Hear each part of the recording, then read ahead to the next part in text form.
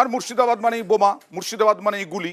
মুর্শিদাবাদে সকেট বোমা ফেটে আহত এক, তার হাতও উড়ে গেছে।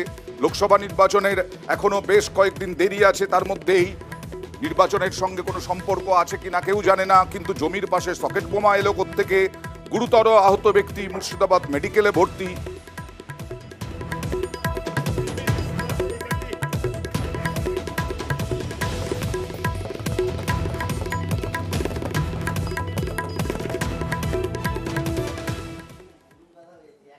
আর এবার আবহাওয়ার খবর।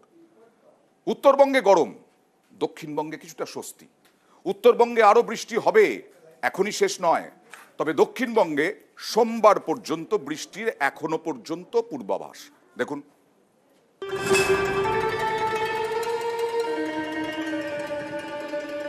চাঁদি ফাটা গরমের পর অবশেষে স্বস্তি। বৃষ্টিতে ভিজল দক্ষিণবঙ্গ। রবিবার সকাল থেকেই কলকাতা সহ দক্ষিণবঙ্গের জেলায় জেলায় বৃষ্টির সঙ্গে ঝোড়ো হাওয়া। পূর্ব বর্ধমানের জামালপুর, এখানকার অমরপুরের গা ঘেঁষে বয়ে গেছে দামোদর নদ। দামোদর পারাপারের জন্য রয়েছে কাঠের ব্রিজ। রবিবার সকালে ঝড়ে এই ব্রিজে বিপত্তি। তখন গাড়ি চেপে ব্রিজ পেরোচ্ছিলেন স্থানীয় যোধ শ্রীরাম অঞ্চলের তৃণমূল সভাপতি তপন কুমার দে, সঙ্গে ছিলেন চালক। দমকা ঝড়ে ব্রিজ থেকে নিচে পড়ে যায় গাড়ি, আহত হন দুজনেই। তাঁদের উদ্ধার করেন স্থানীয়রা। উনি আমাদের অঞ্চল সভাপতি তপন কুমার দে। কোন অঞ্চলের? জসিম অঞ্চলে। কোন ব্লক? জামালপুর ব্লক। উনি ঝড়ের সময় মিটিং এ বেরিয়েছিলেন।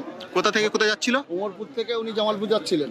উনি মিটিং এ যাচ্ছিলেন, প্রচন্ড ঝড়ের সময় ব্রিজের উপর দিয়ে যাচ্ছিল, টায়ার পাটা ভেঙে বসে ব্রিজ থেকে খাদে পড়ে যায়।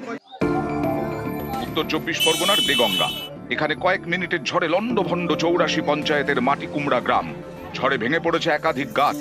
এই এলাকায় অনেকে পেঁপে চাষ করেন, সেই গাছও নষ্ট। সবজি চাষেরও ক্ষতি, ঝড়ে উড়ে গেছে একাধিক বাড়ির চালও। করলো বসে আর অন্ধকার, মনে হচ্ছে রাত 8-9টা বেজে গিয়েছে, এরকম অন্ধকার হয়ে গিয়ে। হ্যাঁ, পলক মাছি দিল না, 2-4 সেকেন্ডের মধ্যে সবে শেষ হয়ে গেল। কি হয়ে গেল? ঝড়ে সব শেষ হয়ে গেল। কোথাও ঝড়, কোথাও বাজও পড়ে। উত্তর 24 পরগনার গাইঘাটার বর্ণবেড়িয়ায় বাজ পড়ে মারা যান নেপাল হালদার নামে এক ব্যক্তি। পূর্ব বর্ধমানের মেমারির বাসিন্দা ভীমকর এবং হুগলির তারকেশ্বরও বাজ পড়ে মারা যান একজন। হুগলির পুরসুরা, রবিবার সকালে এখানেও ঝড় বৃষ্টি হয়। ঝড়ের জেরে বলরামপুর গ্রামে বিদ্যুতের তার ছিঁড়ে যায়। স্থানীয়দের অভিযোগ, বিদ্যুৎস্পৃষ্ট হয়ে মারা যান এক ব্যক্তি, আহত হন দুজন। এরপরেই স্থানীয় ইলেকট্রিক অফিসের বিরুদ্ধে গাফিলতির অভিযোগ তুলে শুরু হয় রাস্তা অবরোধ। পরে পুলিশের আশ্বাসে অবরোধ ওঠে।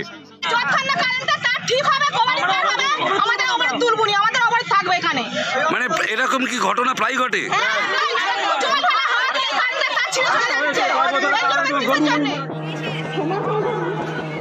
দক্ষিণে স্বস্তি, উত্তরে গরম, আবহাওয়ার উলট পুরাণ। যেমন জলপাইগুড়ির ধূপগুড়ি, গরম থেকে কিছুটা স্বস্তি পেতে ডাবের জলে চুমুক। কোচবিহারেও কাঠ ফাটা গরম, তাই কেউ চোখ মুখে জলের ঝাপটা দিচ্ছেন, কেউ আবার আখের রসে গলা ভেজাচ্ছেন।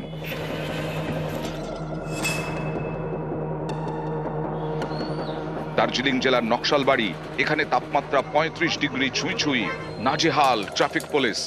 কেউ আবার খাচ্ছেন ফলের রস। সকাল থেকে তো রৌদ্রুর তাপমাত্রা প্রচণ্ড ছিল, 36-37 ডিগ্রি ছিল। এখন মেঘলা ওয়েদার হয়েছে, হাওয়া বইছে, এখন একটু মানে নর্মাল ওয়েদার লাগছে আর কি।